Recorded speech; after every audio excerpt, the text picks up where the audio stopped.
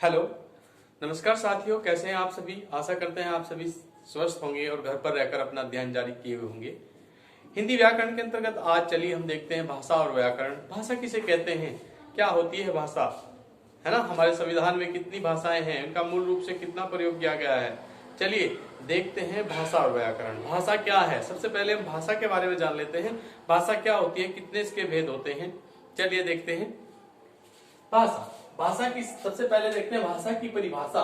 भाषा क्या है, भाषा कहते किसे हैं, इसकी परिभाषा क्या होती है। भाषा विचारों के आदान प्रदान का वह साधन है जो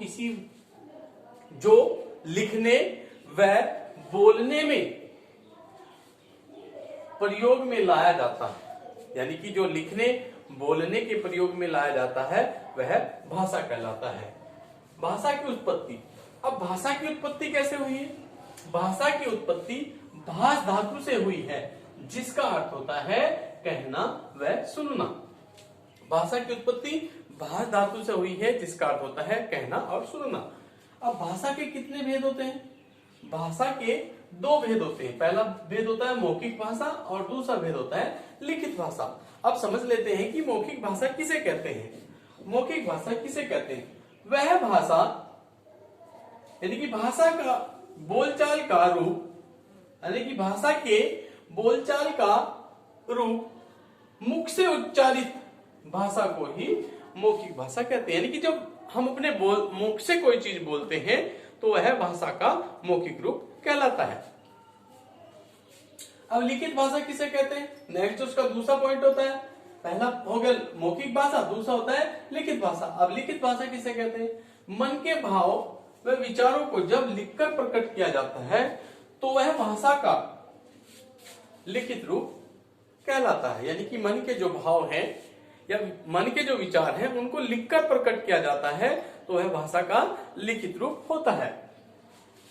अब हमारे संविधान में कितनी भाषाएं निहित हैं, हम इसके बारे में देखते हैं। हमारे संविधान में कितनी भाषाएं निहित है। भारतीय संविधान में 22 भाषाओं को सम्मिलित किया गया है।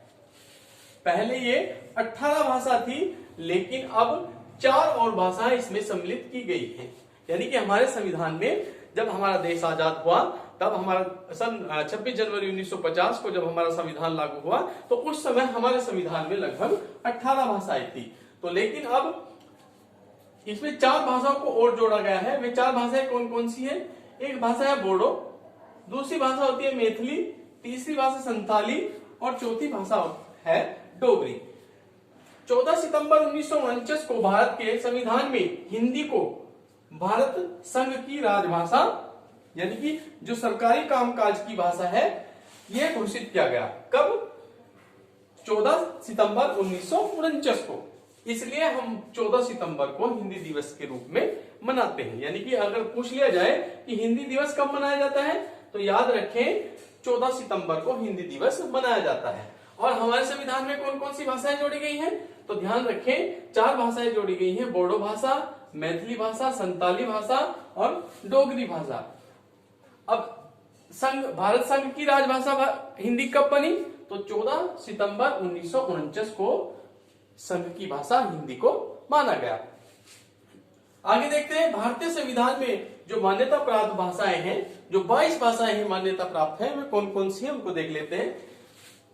पहला है हिंदी, दूसरा असमिया, तीसरा बंगाली, चौथा गुजराती, पांचवा कन्नड़, फिर कश्मीरी, कोंकणी, पंजाबी, उर्दू, मलयालम, मणिपुरी, मराठी, नेपाली, उड़िया, तमिल, तेलुगु, संस्कृत, सिंधी, बोडो, डोगरी, मैथिली, संथाली, ये हमारी 22 भाषाएं हैं।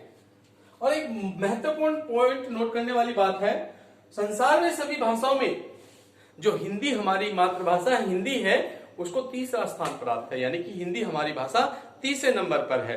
तो हमने देखा कि भाषा क्या होती है और भाषा के कौन कौन से भेद होते हैं। हमारे संविधान में निहित कितनी भाषाएं हैं थी और कितनी भाषाएं अब हैं। अगर ये प्रश्न आ जाए तो हमारे इस चीज का ध्यान रखना है आप लोगों को कि हमारे संविधान में 22 भाषाएं हैं। अगर पूछ लिया जाए हमारे संविधान में कुल कितनी भाषाएं हैं तो हम उत्तर देंगे 22 भाषाएं। अगर पूछ लिया जाए कि हमारे संविधान में 14 सितंबर 1949 के समय कितनी भाषाएं थी? तो याद रखें उस समय हमारे संविधान में 18 भाषा थी। ये 4 भाषाओं को अभी इसमें जोड़ा गया है। तो भाषा के लिए आज तक इतना ही।